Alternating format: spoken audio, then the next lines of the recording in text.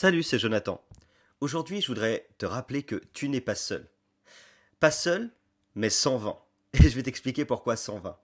Quand j'ai pris la décision de m'engager dans les eaux du baptême, j'ai rencontré pas mal de soucis. D'ailleurs, si tu as décidé de t'engager, alors prépare-toi et arme-toi.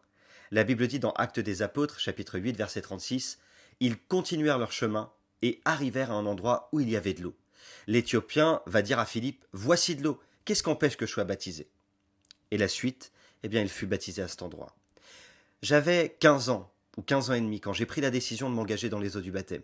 Une décision que j'ai prise seule, et en plus c'était dans une période pas simple de ma vie.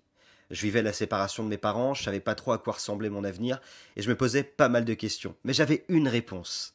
Dieu devait être au centre de ma vie.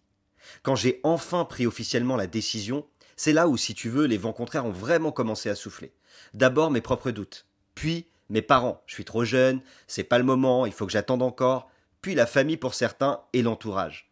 Franchement, pas simple. Mais quand tu sais que c'est le bon moment, tu lâches rien. Le jour de mon baptême, j'étais seul avec ma grand-mère, et puis c'est tout. Mais ce jour-là, j'ai réalisé que je n'étais pas seul. En fait, on était 120. On a été 120 ce jour-là à se faire baptiser. Combien d'autres ont certainement vécu ce que j'ai vécu ou ce que j'étais en train de vivre à ce moment-là? Mais comme moi, ils ont su prendre leur victoire. Alors je voudrais te donner quelques petits conseils ce matin. Si tu hésites, alors peut-être que c'est le moment de ne plus hésiter. Engage-toi. Tu sais, la perfection, ça n'existe pas. La conviction, c'est ça qui importe. Si tu crois, alors c'est le moment. Le baptême, c'est pas l'aboutissement. C'est-à-dire, c'est pas la fin. C'est le commencement d'un beau chemin qui s'ouvre à toi.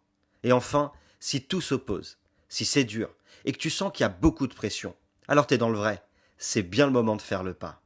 Tu n'es pas seul dans cette situation. Tu sais, il y en a d'autres qui vivent la même chose que toi. Peut-être que tu vas les devancer, qui sait.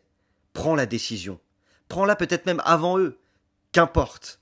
Vas-y, toi, fonce. Ta foi va déplacer les montagnes et rien ne pourra s'opposer à toi.